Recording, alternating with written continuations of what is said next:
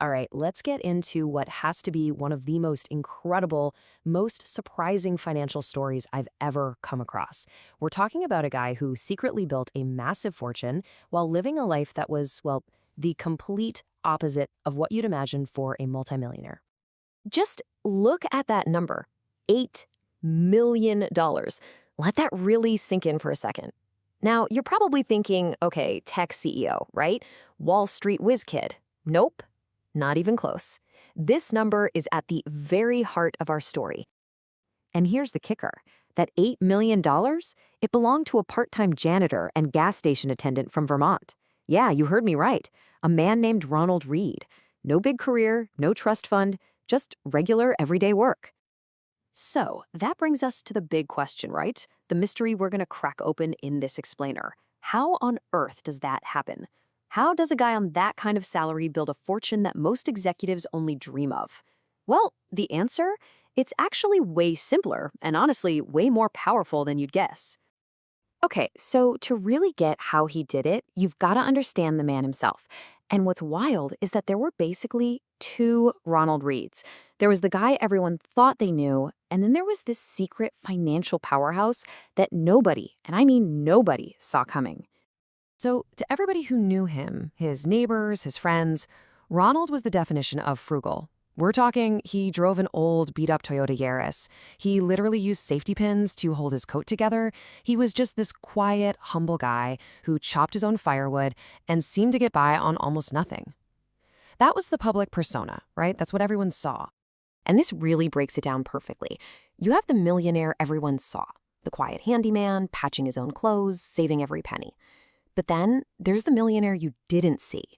This was a super disciplined investor who read the Wall Street Journal every single day and was quietly building a portfolio of, get this, 95 different stocks.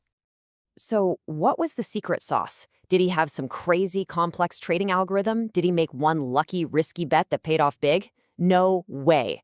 His secret, if you can even call it that, was really just a masterclass in keeping things simple, like profoundly simple. And this is it. This is the entire playbook, just 5 steps. Step 1, live way, way below your means. That's the foundation. Step 2, save, save, save consistently. Then step 3, he invested that money in good, quality companies that paid dividends. Step 4, and this is key, he reinvested every single one of those dividends to buy even more stock. And finally, step 5, he just waited for decades. Look, he wasn't chasing the latest hot tech stock or gambling on crypto, not his style. He invested in companies you've known your whole life, the big, stable, blue-chip companies, businesses he could actually understand. Think Procter & Gamble, JP Morgan Chase, General Electric. These are the giants, right? The reliable, dividend-paying workhorses of the market. His whole strategy wasn't about getting rich quick, it was about getting rich for sure. But here's the thing. Just saving and investing, that was only part of the story.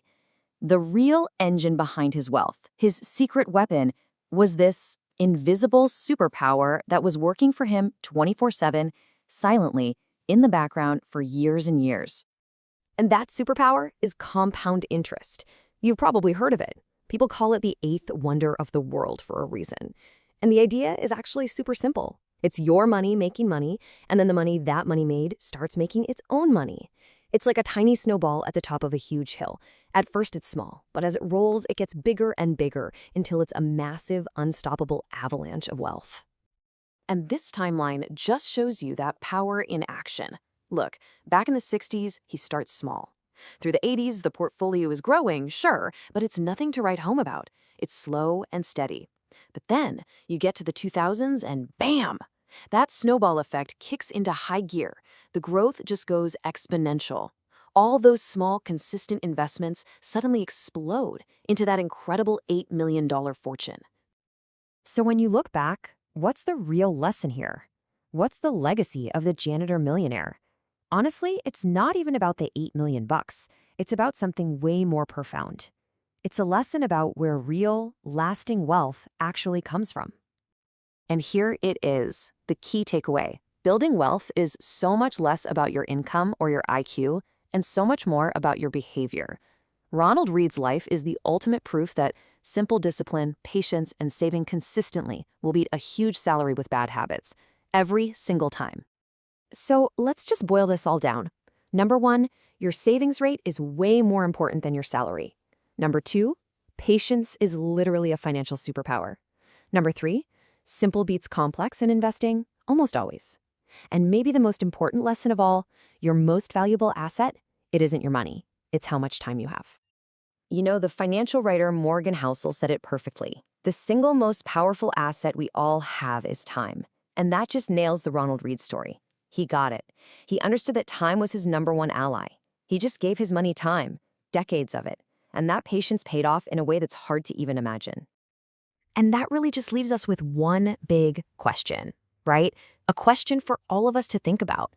We all have that exact same asset that Ronald Read used so masterfully. We all have time. The only